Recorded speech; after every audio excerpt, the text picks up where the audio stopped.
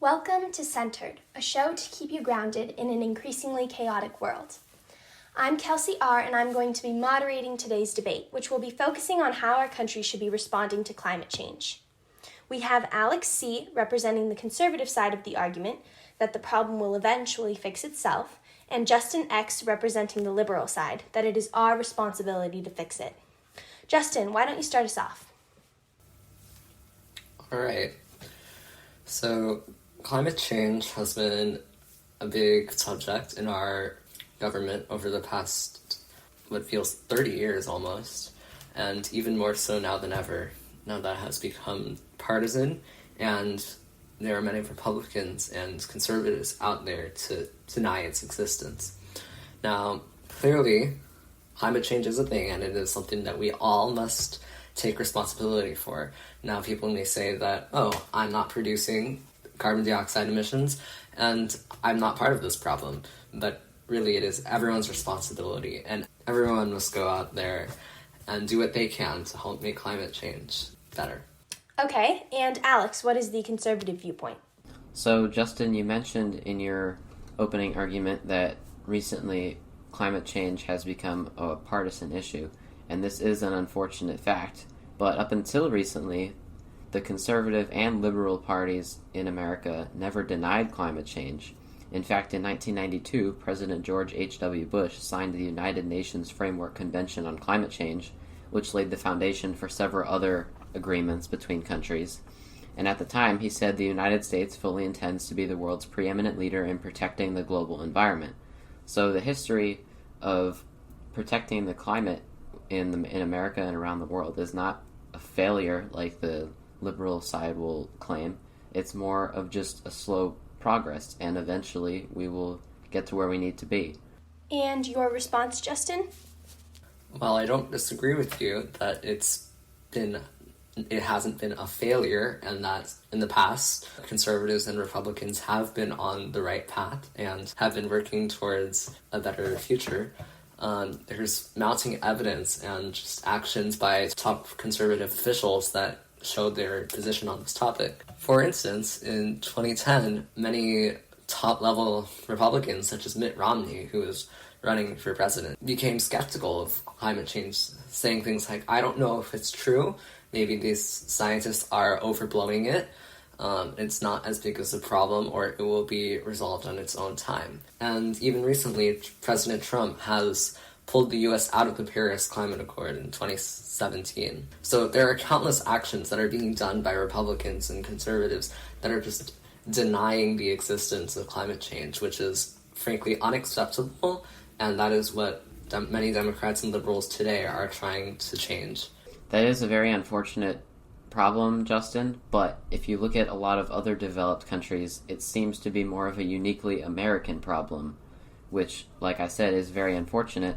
The liberal legislation that has been passed has a different problem, where they will set some goal, like we have to do X by Y date, but that date is far in the future, and that decision can be easily undone in the years following, rather than setting a goal for today and making action today.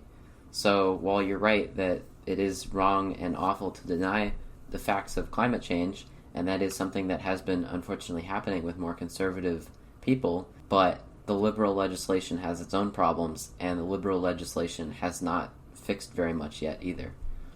You mentioned that many liberals are only saying that we have to do this by X date, but not actually doing something about it now and in the moment. So, to give more background information, for example, California, there are many goals, like in California, for instance, the banning of the sale of new gas cars by 2035. Many critics say that all you're doing is setting a date. You're not telling us how, and you're not giving us any real action. To that, I'd say it's a very complicated process, and not one person can just do it alone. So, for instance, the governor might come out with these goals, but it's not the governor who's going to be the one person responsible for all of this. It's everyone, including you and me. Everyone needs to take responsibility and do things such as use public transportation, carpool, and not emit as much carbon dioxide and other gases into the atmosphere. I would say that the argument that they're not telling us how is invalid because, frankly, it isn't the liberal lawmakers' responsibility. It's not only their responsibility to change the world, as it seems. Everyone has to pitch in. So, Justin, you mentioned California and California's current governor, Gavin Newsom, and the goals that he and California have set for themselves in the future, which is a very honorable thing to be doing, and it's obviously a step in the right direction. However, I would also point out that Gavin Newsom won the governorship by a shockingly small majority. I mean, it was still pretty good, but not huge. And he might be thinking, "Oh, I can set these goals for the future," and then it's the next guy's problem to actually set them up. And Gavin Newsom hasn't taken very much action on his goals yet. So the little progress that has been made would be really easy to repeal. So the problem with the more liberal legislation, as I was talking about earlier, is that it sets these lofty goals for the future without taking any reasonable action right now, which helps the more liberal leadership to be reelected because they have talked about all these amazing things that they're planning on doing, but they're not ever going to be able to do any of it because they're putting it off till later. You also mentioned in your previous arguments things like carpooling and using public transportation, and while that is a good thing to be doing, if you look at the overall numbers, if everybody used public transportation, it would make little to no difference for the overall climate change problem. It's all about these marketing terms, these buzzwords like using public transportation and being carbon neutral and all these things, but it doesn't actually change anything. So, Alex, at the beginning of your argument, you mentioned that since the governor of California, Gavin Newsom, only won by a small margin, whatever little he can do today might be undone by a future governor. So I would say, well, you're right. If the current administration doesn't do as much, it will be less effective.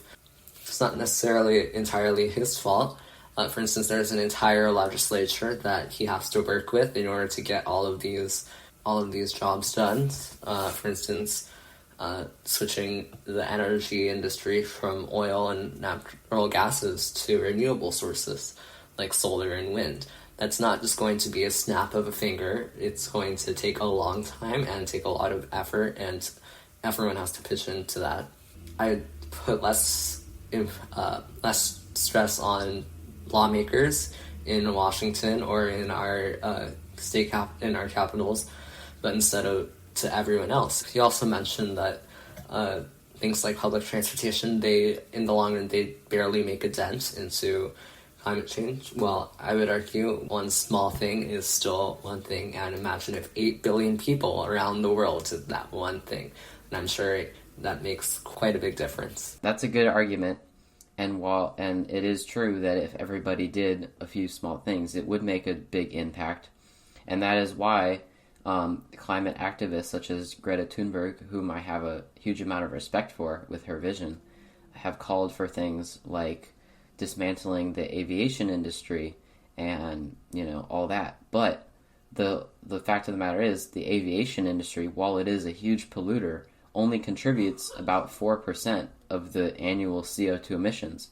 And while 4% is a big number, it's not nearly what we would need in order to solve the climate change problem. And if you look at the yearly emissions, developed countries are often much lower than second and third world countries, with the exception of the US because its population is so high. For example, India is responsible for 7% of yearly emissions, and Russia is responsible for 5%.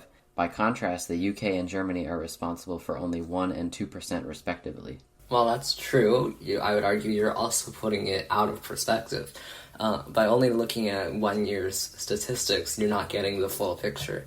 For instance, all the time, the US has released 25% of the world's carbon dioxide, and that being 400 billion tons, and that's just from the U.S. alone. So, for instance, in the EU has released 22%, and China has released 13%.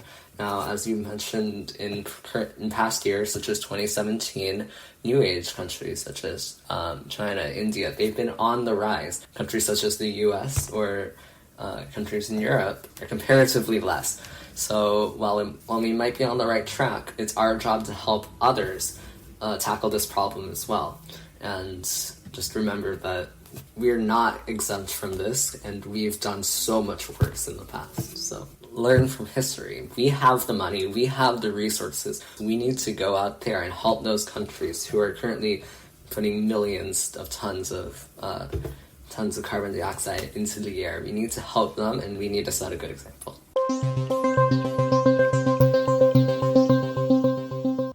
Okay, great. I think that was a really good debate, and you were both able to make some really great points. So I know you have both done a lot of research in preparation for this debate, and I was wondering if anything really stuck out to you, whether it's arguing your side or the opposing side, or if you had a big shift in your viewpoint around this topic during your research. Alex, why don't you start us off? So yeah, we both did a lot of research, and we also spent some time coordinating our arguments with each other to make sure that the debate covered everything it needed to and that nobody was unprepared. But it was very interesting because while personally I agree with more of the liberal views that we as developed countries we need to use the resources that we have, I also think that there is some merit to the more conservative views that developing countries need to stop industrializing in such poor and unhealthy ways. But one thing that we didn't really get to mention during the debate was that some industrialized countries, while their carbon emissions are overall pretty low, like Australia also has a huge coal mining industry that they then export to poorer countries because that poorer countries have no choice. So if Australia was instead shipping them solar panels, it would probably be better for everyone in the long run. Okay, and what about you, Justin? After researching this for a week, I found a common theme about I was finding it hard, in fact, to find an argument in the research that I had done. Most of my notes were a timeline of bills or acts helping to combat climate change, and even others were just factual reports on what certain states were doing. So what I've come to is a resolution that is less partisan, but more of one as a human whole. Frankly, in the past couple of years, it's always been Republican versus Democrat, but from what I've seen, a lot of it is Republicans and Democrats working together, not making a debate out of it, but instead making laws and making acts and giving tax credits. So I would encourage people at home to go and think about what they can do in their own days to combat climate change and not make it an issue that has to be debated over.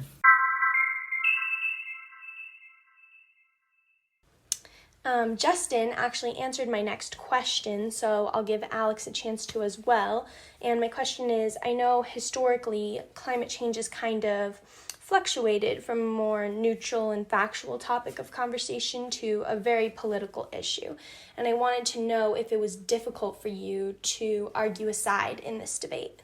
Well, like Justin mentioned, as I did my research, I found that there wasn't really two distinct sides. Different individual people were saying different things, and different countries were in different situations.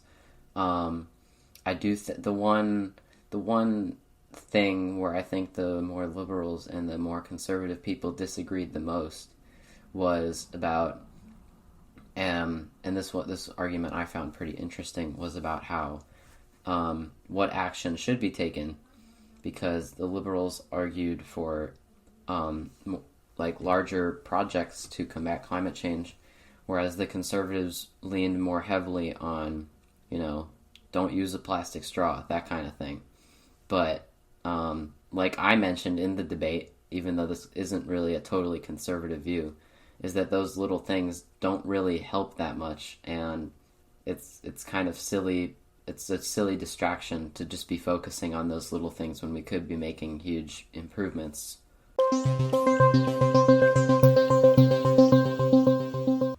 Thank you so much for listening. The whole team works so hard, and it means so much to us that you took time to listen to what we have to say. Please go check out our website where all of our sources we use during our research will be posted, and you can learn a little bit more about us. As always, a reminder that our show is not about trying to prove one side right or wrong, but it's about trying to start a discussion where we can acknowledge what each side has to say. Make sure to go listen to last week's episode where we talk about the possible replacement of Justice Ruth Bader Ginsburg, and stay tuned. Our next episode should be posted on November 6th. Thank you again. We'll see you next time.